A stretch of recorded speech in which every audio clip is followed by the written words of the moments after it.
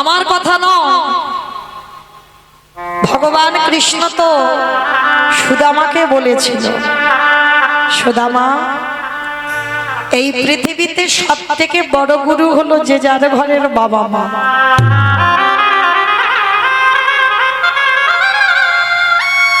তারপরে গুরু হলো শিক্ষা গুরু, দীক্ষা গুরু, তারপরে গুরু হলাম আমি ভগবান। ওই একবারও তো আমার কৃষ্ণ বলেনি সবার আগে আমি বড় গুরু? বাবা যে বড় হয় সে কোনোদিন মাথা তুলে বলে না আমি বড়।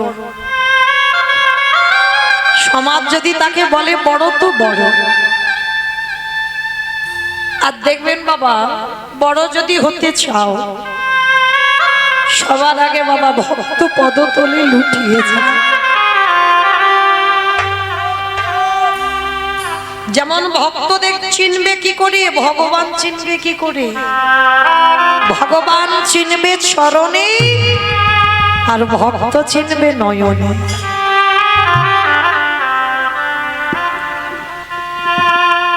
ভক্ত যারা হবে বাবা আহামরি চেহারা হয় না। ভালো করে লক্ষ্য করবেন, শ্রীরূপ সনাতন ভট্ট রঘুনাথ শ্রীজীব গোপাল ভট্ট দাস প্রভু এই ছয় গোসাইয়ের পরিচরণ বন্ধ, যাহা হইতে বিঘ্ন নাশ অভীষ্ট পূরণ। নামাচার্য হরিদাস ঠাকুর চেহারাগুলো দেখেছি। ভক্ত যদি হও তোমার রুগ্ন শুকনো দেহ হবে, সদাই কৃষ্ণ নামে নয়ন ভিজে।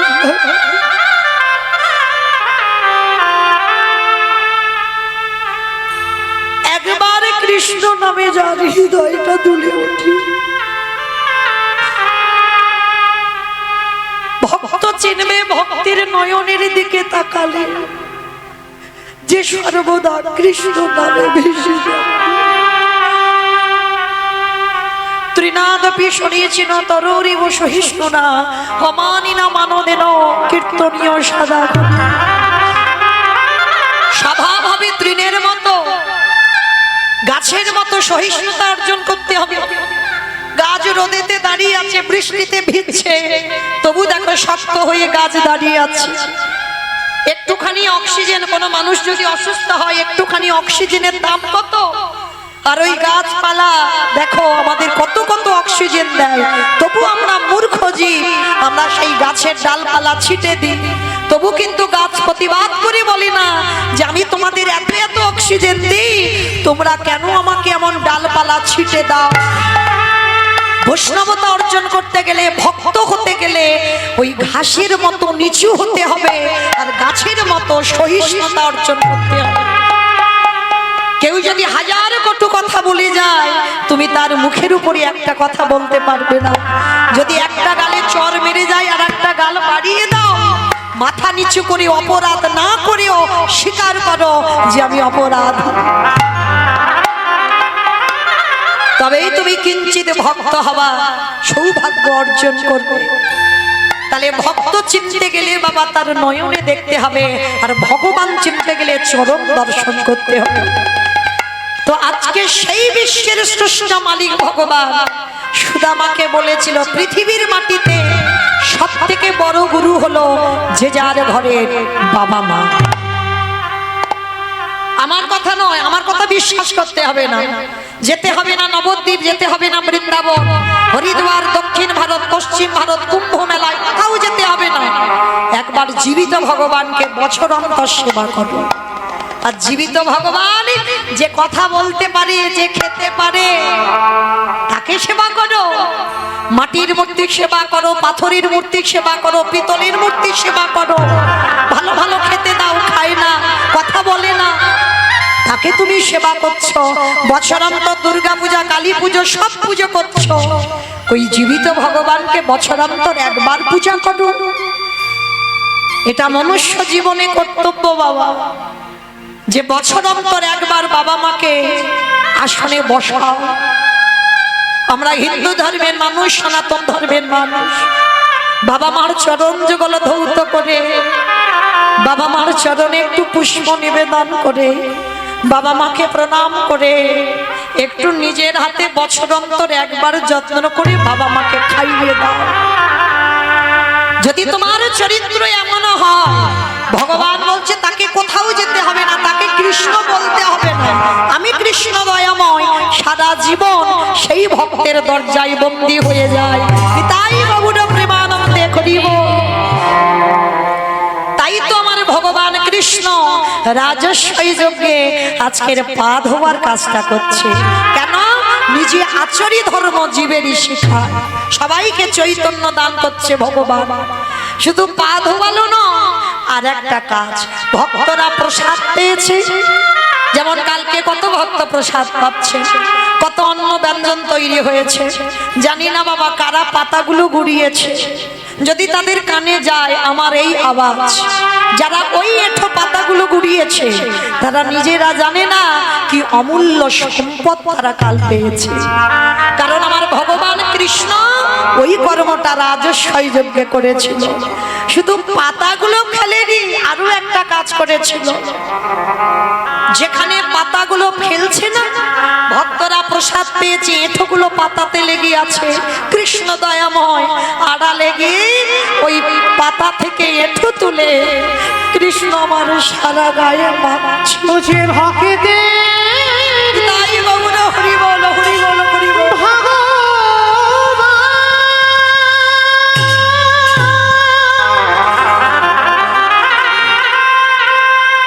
বুঝে ভক্ত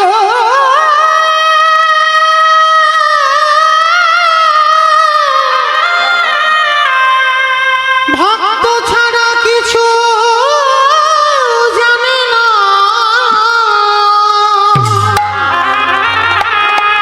তাই তো যুগে যুগে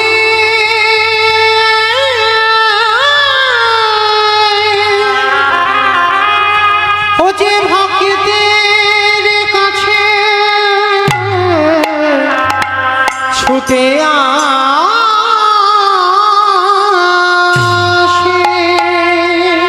আমি ভক্ত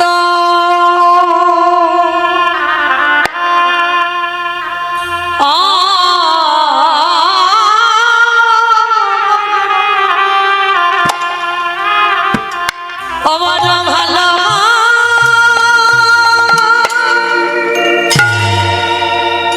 ভালো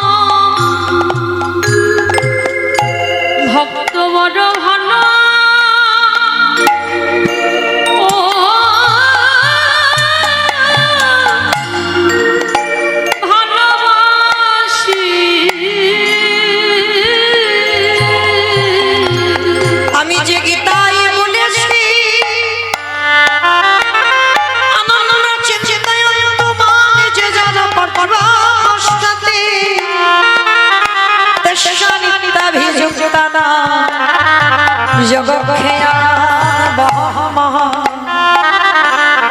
ভক্ত যদি সব কিছু ত্যাগ করে কৃষ্ণ চরণে আশ্রয় করে, ভক্তের যদি সেবা না আমি ভগবান হই, সেই ভক্তের সেবার জন্য ওই জগক্ষেয়া আমি ভক্তের বোঝা বোঝা মাথায় করি।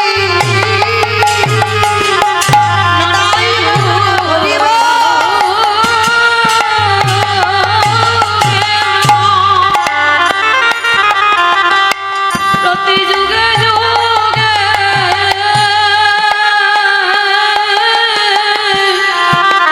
আমি ভক্তের বোঝা বোঝা মাথায় করি। আমরা ভালোবাসতে জানি না, আমরা সেবা করতে জানি না, তাই ভগবানের দেখা পাই না।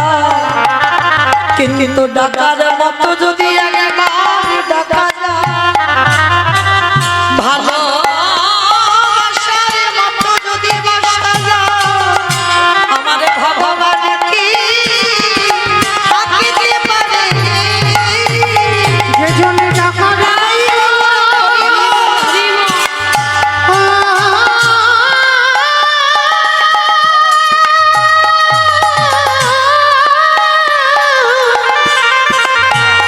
যে জন্য ডাকার মতো ডাকিতে পারে। আমার ভগবান কি বল থাকিতে পারে? ভালোবাসতে জানি না, তাই তো ভগবান পাই না। যেদিন প্রহ্লাদের ওই মুখে মা বিষের নাড়ু তুলে দিল, যখন কারাগারের মা যেখানে আমার কৃষ্ণ দয়াময় ওই বিষের নাড়ু নিয়ে বিষটা নিজে খেয়ে নিয়ে ওই অমৃত ভক্তের বদনে তুলে দিল। হিরণ্যকশিপুর জানে যে প্রহ্লাদের মৃত্যু হয়েছে, কারণ ওই কালকুট বিষ খেলে কোনোদিন কেউ বাঁচে না। এইবার হিরণ্যকশিপুর যে প্রহরী পাহারা দিচ্ছিল তাকে ডাক দিয়েছে, প্রহরী হরি বল, একবার গিয়ে দেখে আয় আমার প্রহ্লাদ মরেছে কিনা। যেই না হিরণ্যকশিপুর প্রহরীকে ডাক দিয়েছে, প্রহরী নিজের চোখে দেখে এলো প্রহ্লাদ ওই কারাগারের মাঝখানে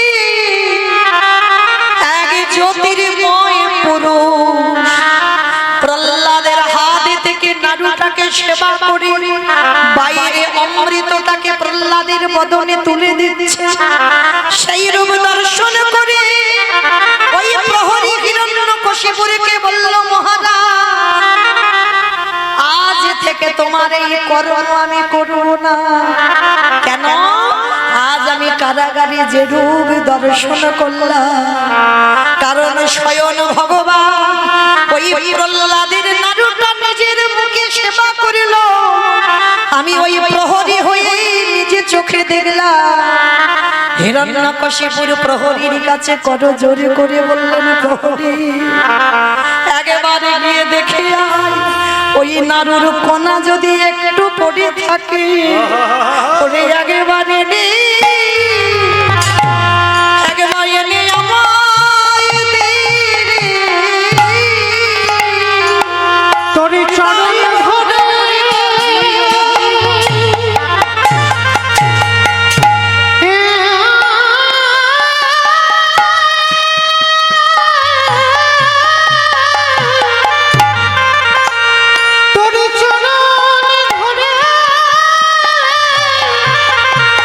মিনতি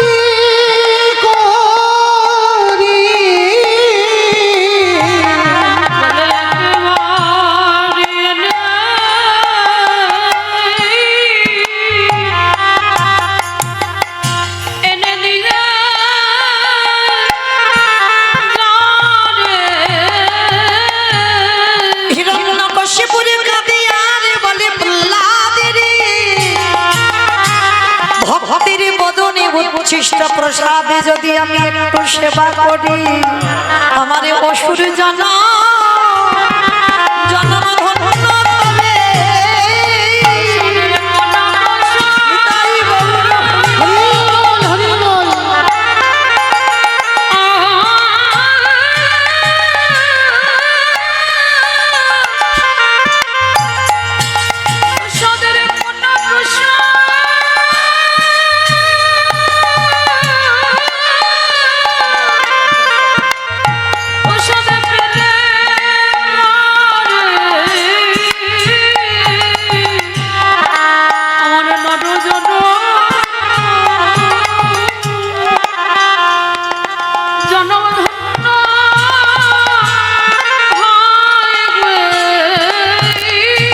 ওরে প্রহরী রে, ওই প্রসাদে যদি আমি সেবা করি, আমারই অসুর জনম থেকে আমি মুক্তি পাব। কিন্তু ভগবানের কাছে কেঁদে বলি, হে দয়াময়, আমার প্রহ্লাদের মতোই অনুরাগী আমি কেন খোলাম না? আমার কেশে ধরে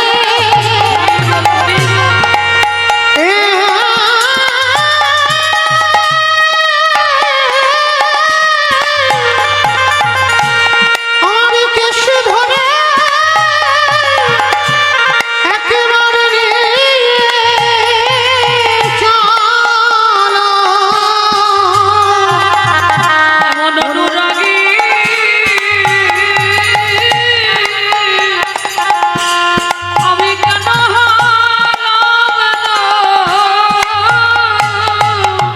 তালে ডাকার মতো যদি ডাকা যায়, ভালোবাসার মতো যদি বাসা যায়, আমরাও প্রহ্লাদের মতো কৃপা লাভ করতে পারি। তাই ভক্ত বাৎসল্য ভগবান ওই ভক্তের রেখাগুলো যখন গায়ে মাখে, যুধিষ্ঠির মহারাজ ছুটে এসেছে, কৃষ্ণ ভক্তদের পা ধোয়াচ্ছিস মেনে নেওয়া যায়, ভক্তদের এঁঠোগুলো মাখছিস, এটা কেন করছিস? ওদের পা ধোয়াচ্ছিস ঠিক আছে, এঁঠো পরিষ্কার করছিস ঠিক আছে, কিন্তু এঁঠোগুলো মাখছিস কেন কৃষ্ণ? ভগবান হেসে বলল, যুধিষ্ঠির দাদাকে, দাদা গো, এই জগতে সবাই তো অপরাধ করে, সবার পাপের বিচার আমি স্বয়ং ভগবান করি। দাদা সবাই পাপী, আর আমি কি জানো? বলি আমি হলাম দাদা মহা পাপী। জগতে সবার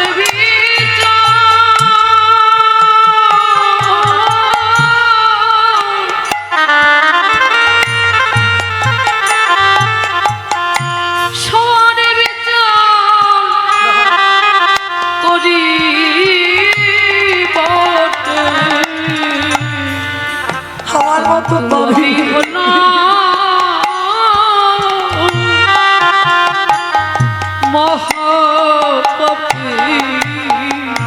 যুধিষ্ঠির মহারাজ বলছে, কৃষ্ণ তুমি কি এমন পাপ করেছো? বলে, জানো দাদা, পাপটা তো বৃন্দাবনে কৃষ্ণ অবতারই করি নাই।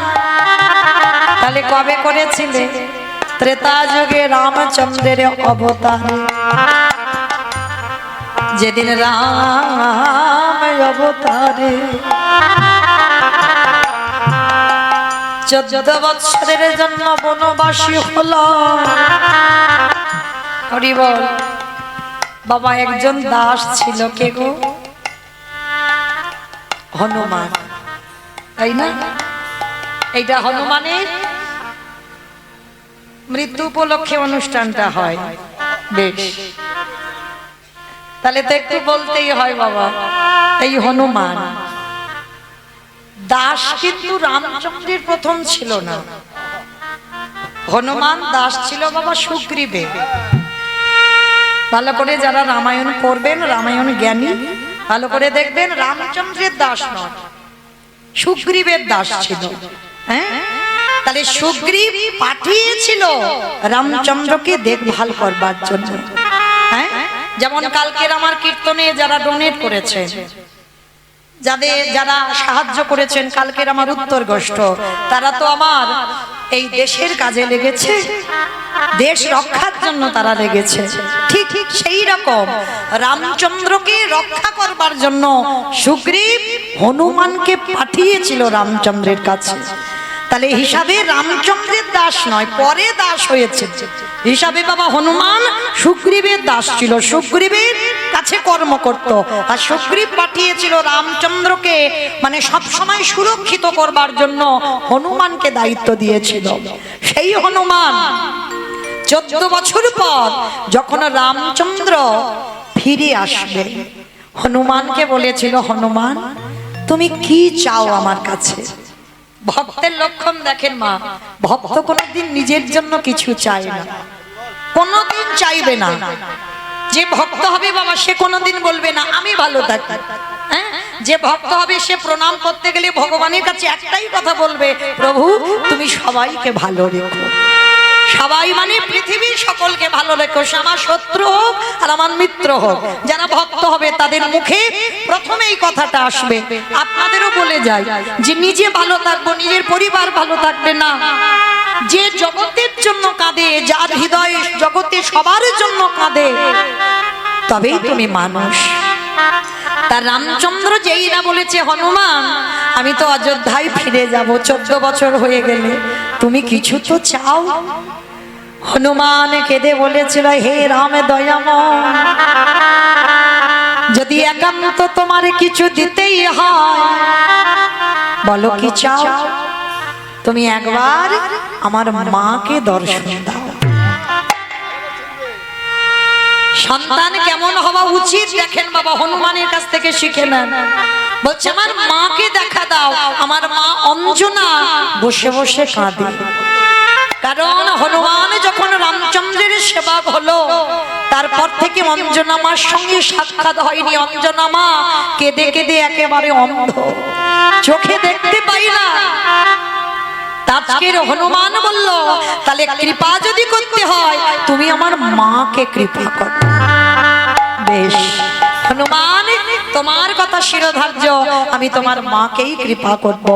রামচন্দ্র অঞ্জনা মার কাছে গেছে, অঞ্জনা মার কাছে গিয়ে ডাকছে মা। অঞ্জনা মা তো চোখে দেখতে পাই না, চারিদিকে হাঁচা করে আসছে, কে কে আমায় মা বলি ডাকলো? এমন হৃদয়ে জুড়ানো মা ডাকতো কোনোদিন আমায় কেউ ডাকেনি। কে রে বাবা তুই? রামচন্দ্র গিয়ে একেবারে সষ্টঙ্গে অঞ্জনা মার চরণে রামচন্দ্রের মাথা। ভালো করে দেখেন মা, যিনি বিশ্বের শ্রেষ্ঠ মালিক ভগবান, তার মাথাটা পড়েছে অঞ্জনা একটা বানরীর চরণে। যেই না মাথাটা পড়লো, পরশ মনের পরশে যদি লোহা সোনা হয়ে যায়, আরে আমার গোবিন্দ পরশে না জানি জগতে কি না হয়। অঞ্জনা মায়া মা ওই রামচন্দ্রের সর্বঙ্গে হাত বুলায়ে বলে উঠল, হেরে বাবা বল বল মা, হনুমান এলি কিনা?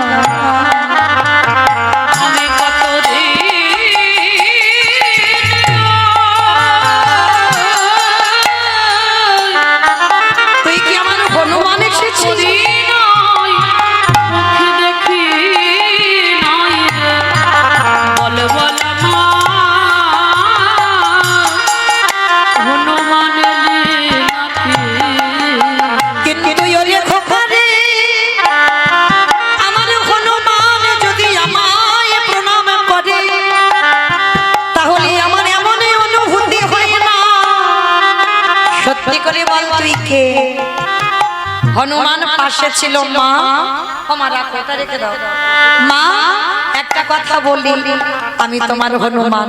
তার চোখে তো দেখতে পাই না অঞ্জনা। হনুমানকে বলছে, হ্যাঁ রে বাবা এতদিন কোথায় ছিলিস? বাবা যারা ভক্ত মানুষ হবে তারা মিথ্যা বলবে না, সত্যিটাও বলবে না। মানে এমন ভাবে কথা বলতে হবে যেটা মিথ্যা নয় আর যেটা সত্যিও নয়। তা অঞ্জনা মা জিজ্ঞেস করছে, হ্যাঁ রে হনুমান, আমার রাখো রাখো, দিতে হবে না এখন। হনুমান এতদিন তুই কোথায় ছিলিস? তো হনুমান বলছে ওমা আমি তো তীর্থে গিয়েছিলাম। ভালো করে অনুভূতি রাখবেন, মিথ্যা বললো না, সত্যি বললো না, বললো আমি তীর্থে ছিলাম। বাবা তাহলে সত্যিও নয় আর মিথ্যাও নয়, কারণ যেখানে ভগবানের চরণে পরশে পড়ে সেইটাই তো তীর্থস্থান হয়ে যায়। আর সেই রামের চরণে তো হনুমান ছিল, ওই জন্য মা অঞ্জনাকে বলছো মা আমি তীর্থে গিয়েছিলাম। তীর্থে? বলে হ্যাঁ।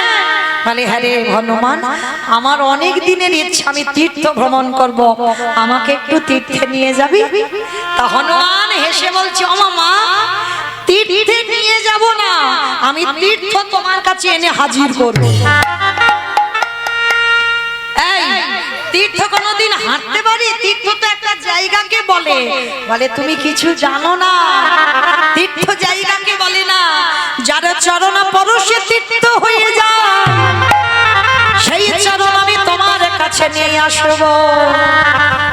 হনুমান তোর এই কঠিন ভাষা বুঝতে পারছি না, দেখবি তীর্থ তোমার কাছে আনবো। এইবারে রামচন্দ্রের চরণ দুখানা এনে অঞ্জনা মার কাছে যেই না দিয়েছে, অঞ্জনা নামের চরণ তলে হাত না দিয়ে সর্বঙ্গে হাত দিয়ে দেখছে কে রে বাবা তুই, আমারে দেখতে পাবে না। কালকের বললাম না যোগী মুনি যার জন্য বসে বসে কাঁদে, অত সহজ কথা নয় তারই দেখা। একটা বানরি কুলে জন্ম নিয়ে সে সাক্ষাতে কেমন করে রামের দর্শন পাবে? করুণা সিন্ধু ভগবানে আমার ওই পুরুষোত্তম রামচন্দ্র ভগবান যেই না নিজের হাত খানা অঞ্জনা মায়ের চোখে বুলাইয়া দিল। বলি দৃষ্টি শক্তি ফিরে ওই পরশাই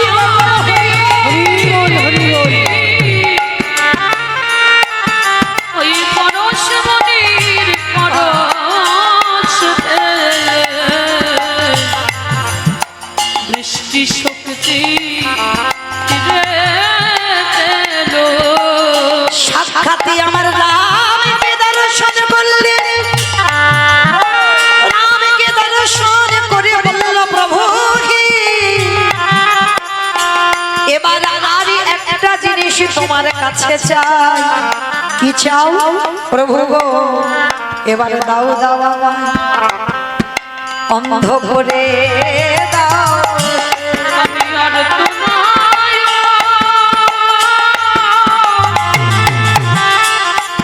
আমি আর তোমায় চাই না প্রভু, আমায় দাও দাও অন্ধ করে দাও। রামচন্দ্র বললেন মা তুমি তো সবে দৃষ্টিটা পেলে আবার অন্ধ হতে চাইছো কেন? ওরে রাম রে, যে নয়নে একেবারে প্রভুর চরণ দর্শন হয়ে যায় সেই নয়নে আর বাচ্চাকে জগতের কিছু দেখতে ভালো লাগে না। তাই আমি আর জগতের কিছু দেখতে চাই না। অমূল্য সম্পদ যখন এই নয়নে দর্শন করলাম, আমি সারা জীবন অন্ধ হয়ে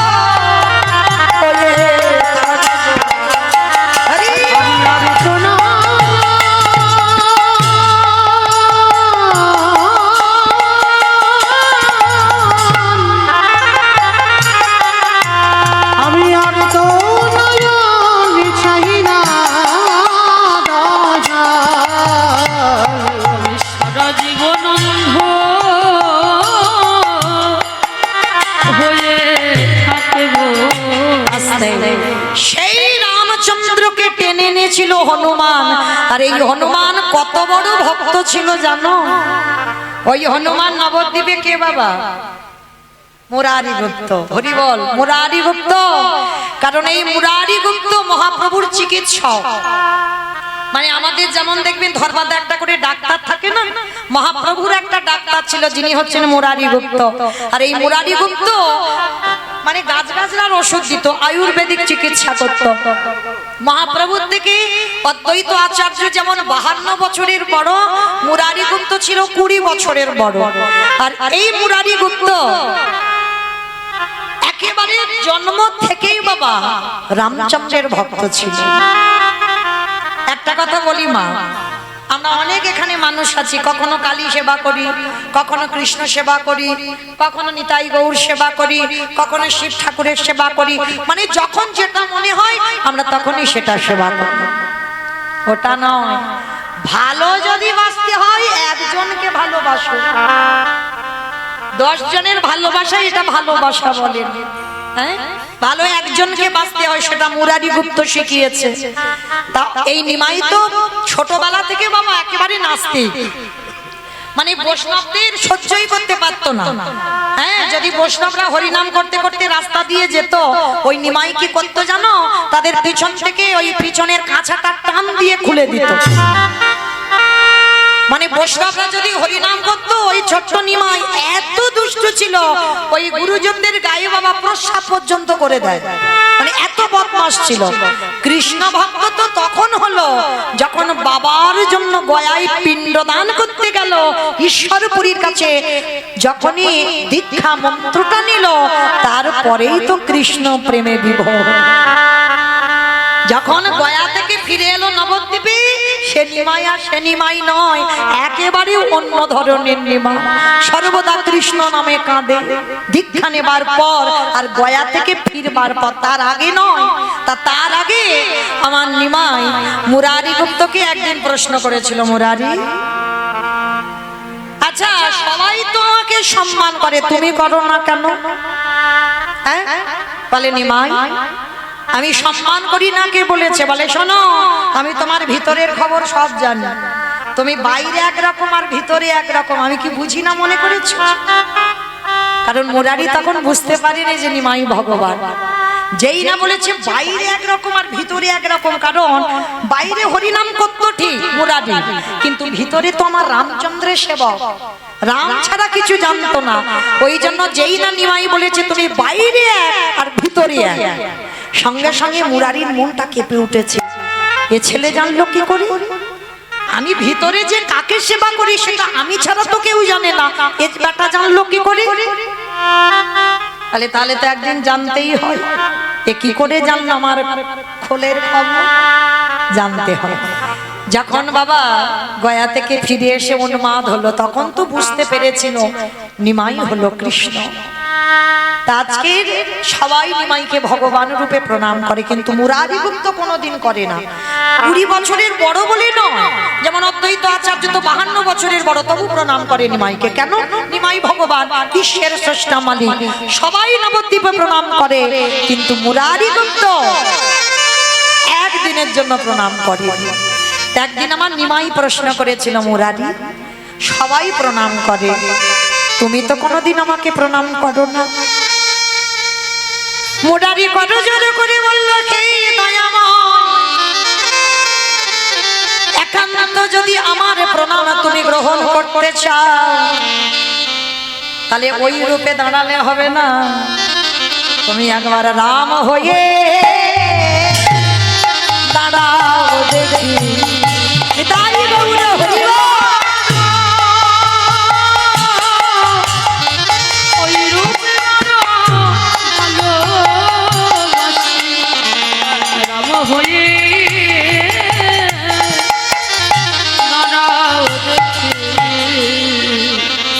মহাপ্রভু তো চমকে উঠেছে, মুরারি আমি কলিযুগের নিমাই, আমি রাম হব কি করে? ঠিক আছে, হবে না তো তাহলে আমার প্রণাম তুমি পাবে না। দয়াময়, এই দেহ মন প্রাণে জীবন যৌবন আমি রামের চরণে অর্পণ করলাম, আর একবার যদি দেহ কারোর প্রতি সমর্পিত হয়ে যায়, আরে যে আমি এই দেহ কাউকে দুটো হাত দিয়ে প্রণাম করতে পারি না, কারণ এ প্রণাম আমার রামের জন্য, এ প্রণাম আমি তোমাকে করতে পারি না। সেই নিমাই মুরারি গুপ্তর বাড়িতে গিয়ে বলল, মুরারি তোমার প্রেমে ভালোবাসায় আমি বড় সন্তুষ্ট হলাম, তাই আমি কথা দিলাম ওই মুরারির ঘরের সামনে যেই না বেদির উপরে আমার মহাপ্রভু দাঁড়িয়েছে, মুরারি চরণ তলে বসেছে, যতক্ষণ না তুমি আমার তীর ধনুক নিয়ে দাঁড়াবে ততক্ষণ আমি প্রণাম করব না। এইবার ভক্ত বাৎসল্য ভগবান ভক্তের ওই আর্তনাদ সইতে না পেরে ওই মুরারি গুপ্তের দরজার সামনে আমার ভগবান তেমন ভাবে আজ দাঁড়াইল।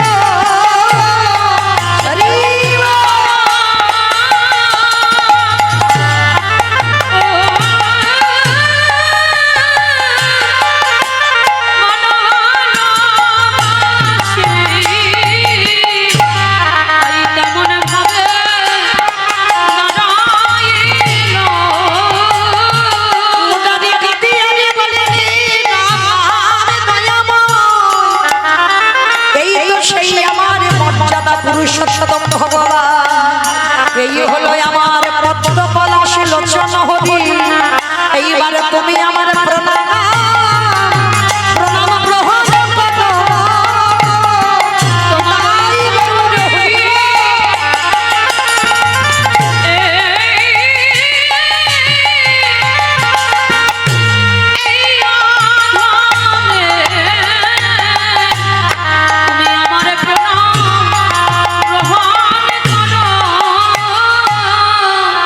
তাহলে আজকের সেই ভগবান কৃষ্ণচন্দ্র রাজস্বয় যজ্ঞে যুধিষ্ঠির মহারাজকে বলেছিল যে জানো আমি যে অপরাধটা করেছি, যে অপরাধের মাসুল আমি দিচ্ছি, ভক্তদের চরণ ধোয়াচ্ছি, ভক্তদের এঁঠো পরিষ্কার করছি, ভক্তদের এঁঠো গায়ে মাখছি, কেন না রাম অবতারে আমি নিজের হাতে রাবণকে বধ করেছি।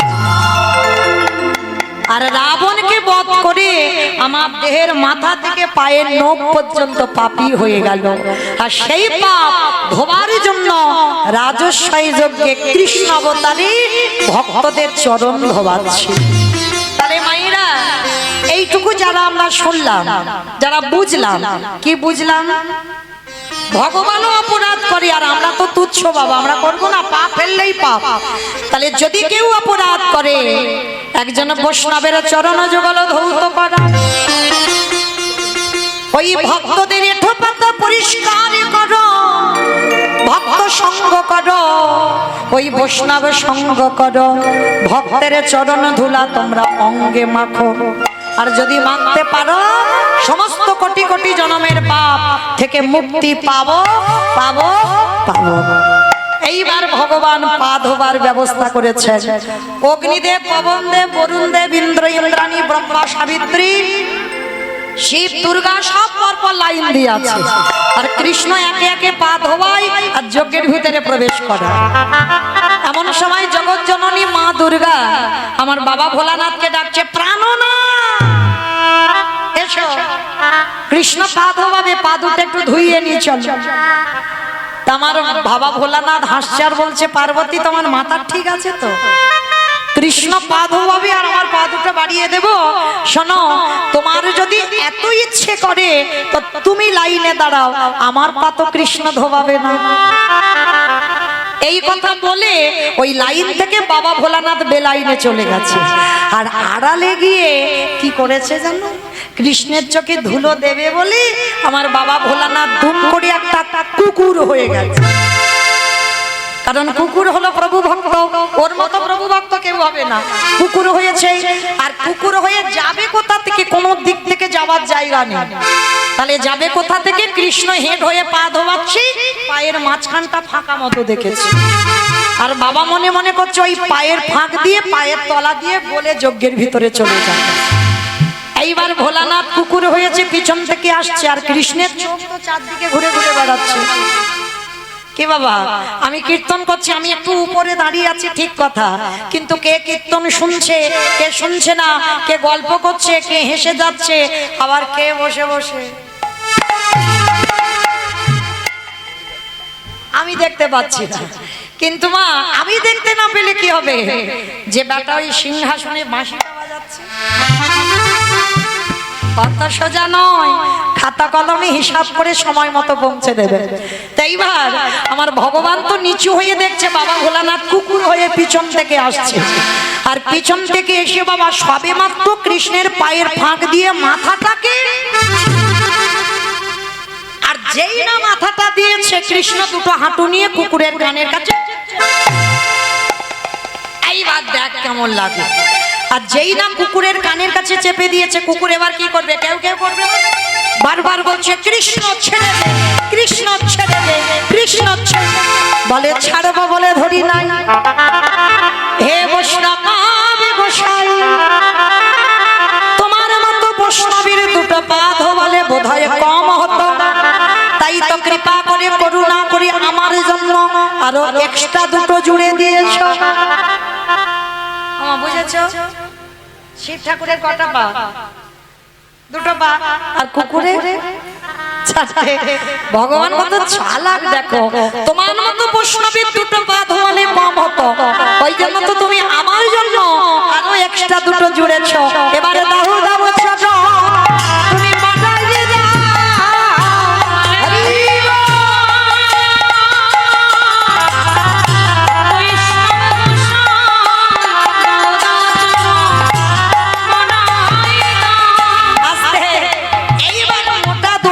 কুকুরটাকে বেঁধেছে, বাঁধলে কি হবে? কুকুরের চারটে পা শুধু ছটফট করছে। ভগবান বলে এবার পায়ের ব্যবস্থা করতে হবে, দাঁড়া। মোটা দড়ি নিয়ে কুকুরটাকে বেঁধেছে, আর যত বাঁধে শুধু ছটফট করে। ভগবান বলে দাঁড়া। এইবার চারটে পা এক জায়গায় বেঁধে দিয়েছে, আর যেই না চারটে পা এক জায়গায় বেঁধে দেওয়া, আর কিছু করতে পারবে? সবার পা ধোয়াচ্ছে কৃষ্ণ ঘটিতে করে জল দিয়ে। আর কুকুর রূপী বৈষ্ণবের বেলা কি করেছে জানো? একটা কথা বলে যাই মা চরণ ধরে, যে যার পারে কর্ম করো, তোমার কর্ম যেন ভুল না হয়। বৈষ্ণব বৈষ্ণবের কর্ম করবে, তুমি তোমার কর্ম করবে, কিন্তু ভুল করে একটা অপরাধ যেন করে না ফেলা হয়। বৈষ্ণবের বাড়িতে যদি হয় ক্ষুদ্র অপরাধ,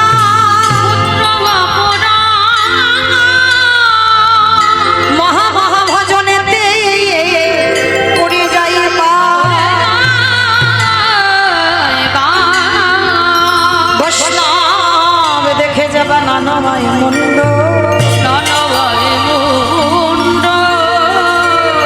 তারি মুন্ড পড়ে যায় নরকের কুণ্ড।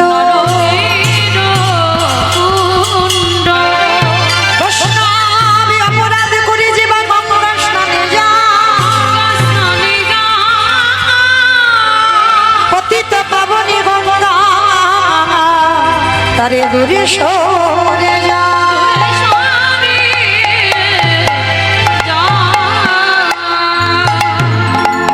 আজকের আমার ভগবান সেই বৈষ্ণবকে কোন জায়গা দিচ্ছে দেখে।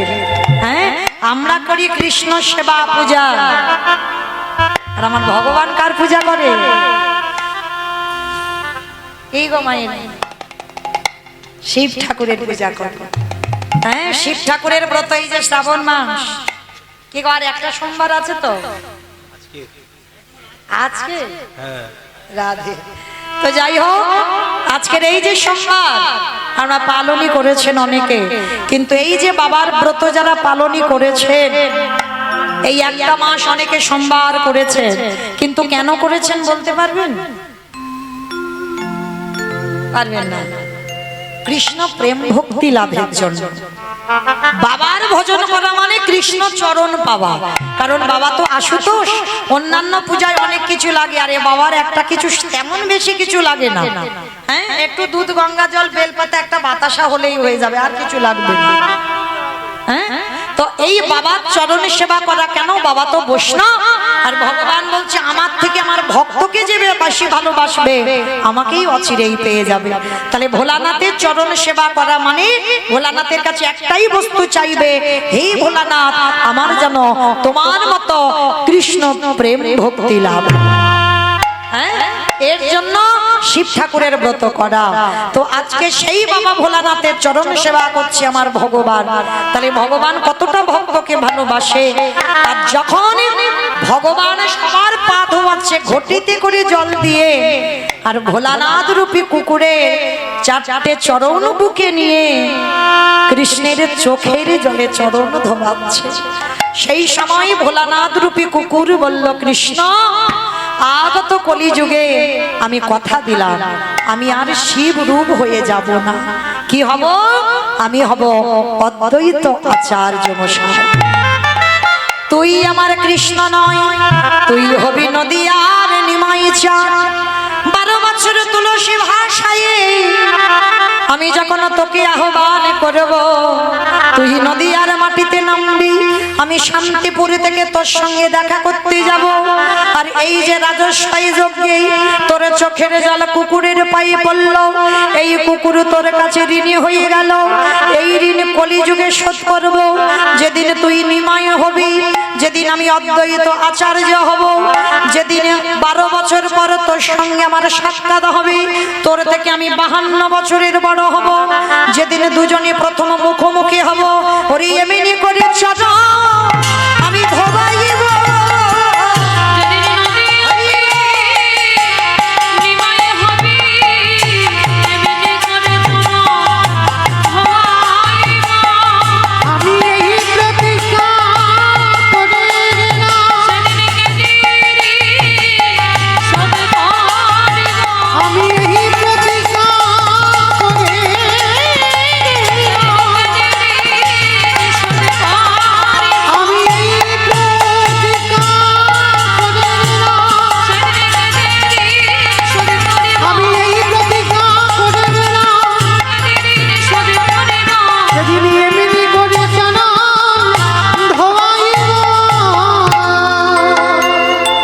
সেই ভোলানাথ হলো কলিতে অদ্বৈত আচার্য।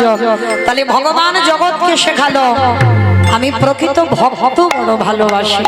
আমি ভক্তের অন্য কিছু চাই না, আমি ভক্ত বড় ভালোবাসি। আর সেই ভগবান নদিয়ার মাটিতে শয়নে আছেন। শ্রীবাস সঙ্গনে সারা রাত্রি কীর্তন করেছেন, আর করে বাবা একটু ভোর ভোর হব সেই সময় শয়ন করেছেন। কিন্তু মায়েরা এখনো কি আমার মহাপ্রভু ঘুমাচ্ছে? কি গো মা, ঘুমাচ্ছে? এটা লীলা। কারণ ভগবান ঘুমাচ্ছে না, কারণ ভগবান কপট নিদ্রায় আছে। দেখি ভক্ত কি করে। আলসে অবসত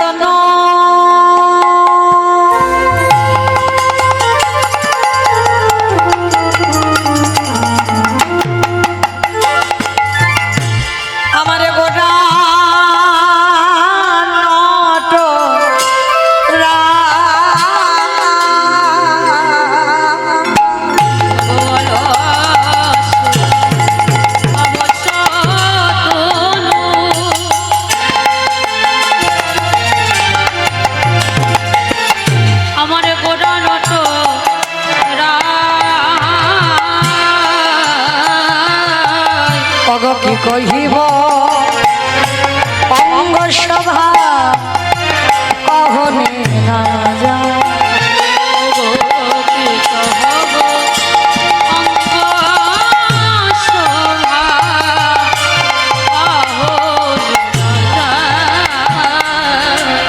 মেঘের রবি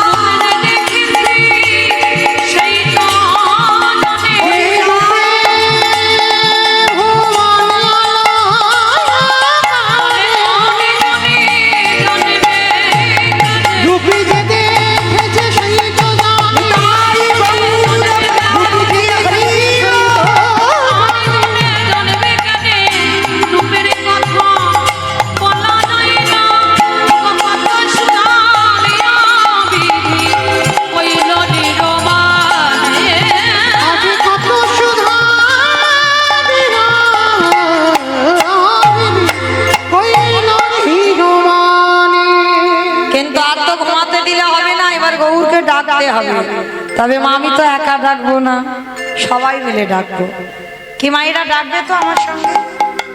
আমি একা একা ডাকবো কেমন মতো লাগবে না? আমি আমার সম্প্রদায় ডাকলে ভালো লাগবে না, সবাইকে ডাকতে হবে। ওই একটু উলুধ্বনি দাও তো দেখি একবার। ওঠো ওঠো গোরা চাঁদ নিশিপহা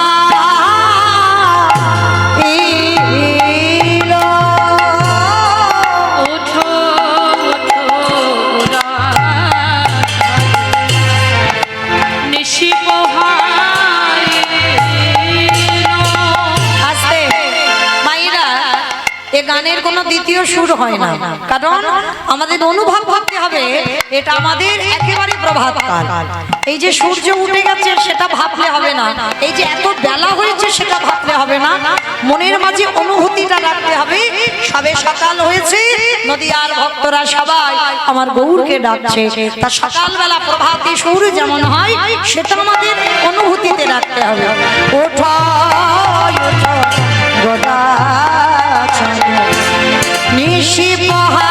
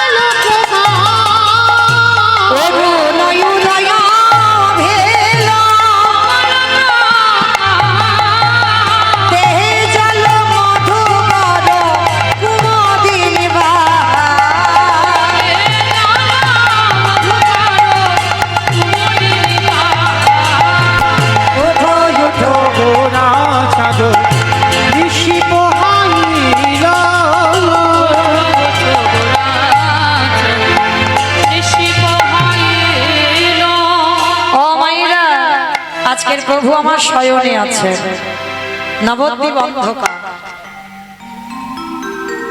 সুরধ্বনি গঙ্গায় আর স্রোত বহে না, গাছের ডালে কোকিল কোকিলা কেহ বারে গুনগুন রবি গান করে না, ওই নদী আর মানুষ সবাই যেন কি হারায়ে বসে আছে।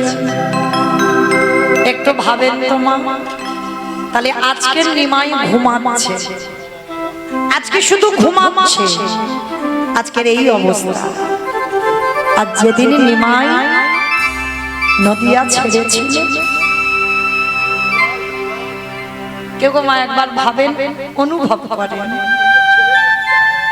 আজকের ঘুমিয়েছে শুধু, উঠবে, কিন্তু যেদিন সন্ন্যাসী হলো আর তো কোনোদিন জন্ম ভিটাতে আসতে পারবে না, স্ত্রী বদন দেখতে পাবে না, তাহলে সেদিন নদিয়ার মানুষের পরিণতিটা কিছু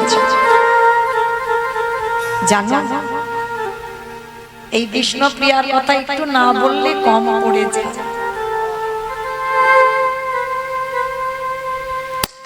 বড় করুণাময়ী, বড় কৃপাময়ী, নিমাই সন্ন্যাসী যাওয়ার আগে কত রাত ঘরে আসতো না, কত রাত। আমার মায়েরা বিশেষ করে একটু শুনবেন, বিষ্ণুপ্রিয়ার চরিত্র খুব দরকার। এখানে নারী সবাই, সবার চরিত্র, সবার স্বভাব, সবার চলাফেরা এক নয়। যদি নারী জীবন গঠন করতে হয়, বিষ্ণুপ্রিয়ার চরিত্র একটু পড়বে, বুঝতে পারবে একটা নারী জীবনে কতটা কষ্ট। একটা বিয়ে করেছিল নিমাই নিজের ইচ্ছাতে, লক্ষ্মীপ্রিয়া, আর বিষ্ণুপ্রিয়াকে বিয়ে করেছিল ওটা মায়ের ইচ্ছাতে। লক্ষ্মীপ্রিয়ার সত্যাঘাতে যখন মৃত্যু হলো, মার ইচ্ছাতে, মাকে দেখবে বলে বিষ্ণুপ্রিয়াকে বিয়ে করেছি। কিন্তু বিষ্ণুপ্রিয়া তো জানতো না যে তার এই সুখ বেশি দিনের জন্য নয়। যদি জানতো বাবা, তাহলে ওই গৌর রূপে নয়ন দিত না। যদি জানতো, সুরধনী গঙ্গায় জল আনতে গেল, গৌর রূপে নয়ন পড়ল, আর নয়ন পড়ে জীবন যৌবন মন প্রাণ দেহ তার চরণে সব দিয়ে চলে এলো। হাতের কলসি চলে গেল, হাতের কুম্ভ ভেসে গেল, দুটো নয়ন কুম্ভ ভরে বাড়িতে এলো। কিন্তু দেখভাল করার পর, দেখাশোনার পরে বিয়ে হলো বিষ্ণুপ্রিয়ার সঙ্গে। নিমাই যখন কৃষ্ণ প্রেমে ভাবিত হলো, আর তো সংসারে মন বসে না। দেখবেন বাবা, যারা একটু কৃষ্ণ নামে পাগল হয়, তাদের দেখলে মনে হবে একটু পাগল পাগল, তবে বাহ্যিক জগতের কোনো পাগল নয়। কৃষ্ণকে যারা ভালোবাসে, দেখলেই বোঝা যাবে তাদের একটু ভাব চলাফেরা একটু পাগল পাগল মতো।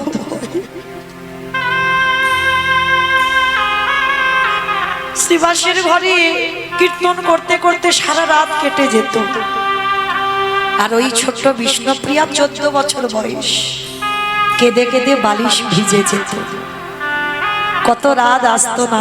কিন্তু বিষ্ণুপ্রিয়ার আক্ষেপ ছিল না, জানতো সকাল হলে তো ফিরবে, সন্ন্যাস যাবে যখন মন স্থির করেছে। বিষ্ণুপ্রিয়া চরণ দুটো ধরে বলেছিল, প্রাণনাথ তুমি চলে যেও না, তুমি তো এমনি কত রাত আসো না, তাতে আমার দুঃখ নেই। আমি জানি সকালবেলা তো আসবে, নাই বা আমি রাতটুকু কষ্ট পেলাম, কিন্তু তুমি যদি সন্ন্যাসী হও, তাহলে তো কোনোদিন আমার মুখ দর্শন করতে পারবে না, কোনোদিন তুমি জন্মভিটাতে আসতে পারবে না, চিরজন্মের মতো তোমাকে বিদায় দিতে হবে। বিষ্ণুপ্রিয়া কাঁদতো, নিমাই বলতো ঠিক আছে আমি কথা দিলাম, আমার মা না বললে আমি যাব না, আর আমার মা যদি কোনোদিন বলে দেয় যে নিমাই তুই চলে যা, সেদিন আমি যাব, তার আগে যাব না। সচিমা তো জানতো আমি কোনোদিন একথা বলবোই না। ওই যে বললাম, যা কিছু ঘটে তারই চিত্রপটে, তার ইচ্ছা যদি হয় কেউ কিছু করতে পারে গো।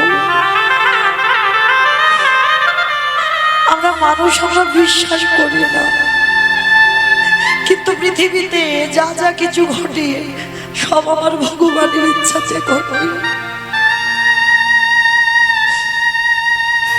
যেদিন আমার নিমাই সংসার ত্যাগ করেছিল পৌষ সংক্রান্তি, যেদিন আমরা একটু পিঠে পুলি সেবা করি, সবাই আনন্দে কাটাই, বাড়িতে এসে যত গরিব হোক একটু আদ্রু পিঠে পুলি হয়, সেই দিন নিমাই সংসার ছেড়েছিল।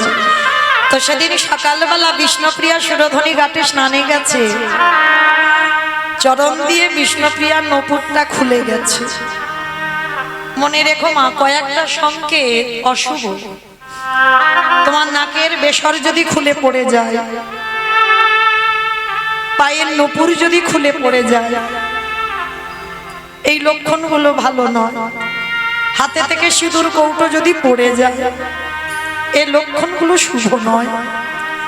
তা বিষ্ণুপ্রিয়ার জীবনে যখন সকাল থেকে ঘটছে, তো সেদিন নিমাই মনে মনে ভাবলো, আজকে আমি আর আমার প্রিয়াকে ছেড়ে কোথাও যাব না, কারণ ওই দিন রাত্রে তো চলে যাবে।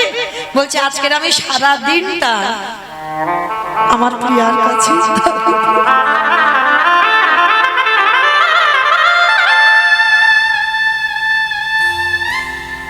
কি করে বুঝবে বিষ্ণুপ্রিয়া যে সেই রাত্রিটা তার জীবনের শেষ রাত? স্বামীর কাছে বলছে, জানো প্রাণ না, সকালবেলা স্নানে গিয়ে আমার চরণের নপুরটা খুলে গেছে, মনটা ভালো নেই, মনে হচ্ছে কোনো দুর্ঘটনা হবে, আমার নাকের থেকে নাকেরটা খুলে পড়ে গেল। নিমাই জানে কি ঘটবে, তবু বলছে দূর পাগল, ওটা হতেই পারে, কাল শ্যাগরার কাছ থেকে আমি তোমার একটা ভালো নূপুর বানিয়ে দেব, তোমার নাকেরও একটা বানিয়ে এনে দেব, তুমি চিন্তা করো না। কিন্তু প্রিয়া তুমি এত কাঁদছো কেন?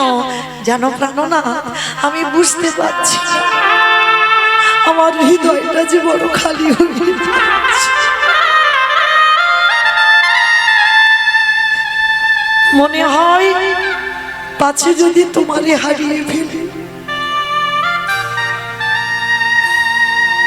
নিমাই মনে মনে করছে, প্রিয়া আমাকে তো যেতেই হবে, এই জগতের মানুষের কল্যাণের জন্য আমি আমার মাকে কাঁদাবো, আমার স্ত্রীকে কাঁদাবো, কিন্তু আমি সুখ না পাই, আমি জগতের জন্য, জগতের মঙ্গলের জন্য আমাকে সন্ন্যাস হতেই হবে। বিষ্ণুপ্রিয়াকে বলছে, প্রিয়া এসো, আজকে আমি তোমাকে নিজের হাতে একটু সাজিয়ে দিই। একটা কথা বলে রাখি বাবা, সেবা, এই সেবা সবার জন্য নয়। এই যে স্বামী স্ত্রীর সেবা, সেবা কাকে বলে?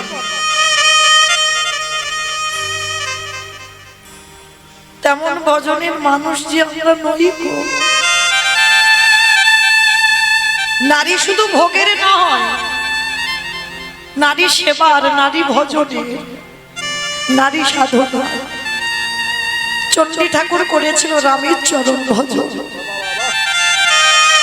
জয়দেব গোস্বামী করেছিল মা পদ্মাবতীর চরণ সেবা, বিল্লমঙ্গল করেছিল একজন বারবনিতা পতিতা চিন্তামণির চরণ সেবা, শ্রী শ্রী রামকৃষ্ণ পরমহংসদেব করেছিল মা শারদার চরণ সেবা, বিবেকানন্দ করেছিল নিবেদিতার চরণ সেবা। সেবা জানতে হবে, আর সেবা যারা জানে না অনেক কটু কথা বলবে, এগুলো জানতে হবে বাবা। গুরু চরণে বসে সারা রাত নিমাই বিষ্ণুপ্রিয়াকে সাজিয়ে দিল, কপালে সিঁদুর চন্দন, সিঁথিতে সিঁদুর, নয়নে কাজল, চরণে আলতা। নিজের হাতে নিমাই বিষ্ণুপ্রিয়ার চরণে আলতা পরিয়ে দিল।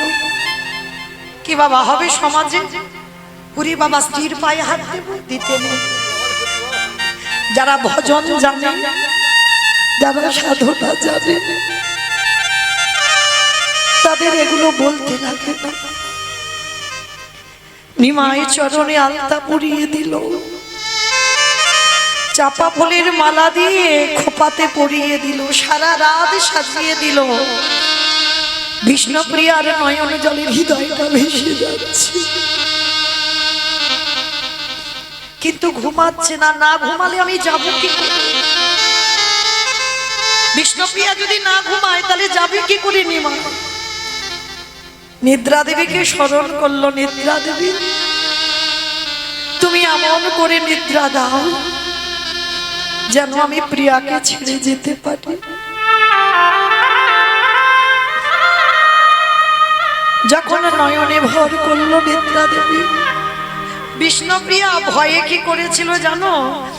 নিজের আঁচলটা নিমাইয়ের ওই ধটিতে আঁচলটা বেঁধে রেখেছে যাতে চলে না যায়। ভগবানকে কি বেঁধে রাখা যায়? কেউ যদি একবার চলে যাবে মনে করে, কারো সাধ্য নয় যে তুমি ধরে রাখতে পারো। যদি কেউ যাবে মনে করে তাহলে তুমি পারবে না ধরে রাখতে। ওই জন্য ভাবুকরা কি বলছে জানো? চলে যাই যদি বাঁধন ছিঁড়ে, কাঁদিস কেন মন?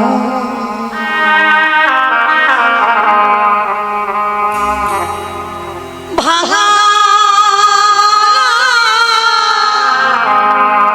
এই সংসারে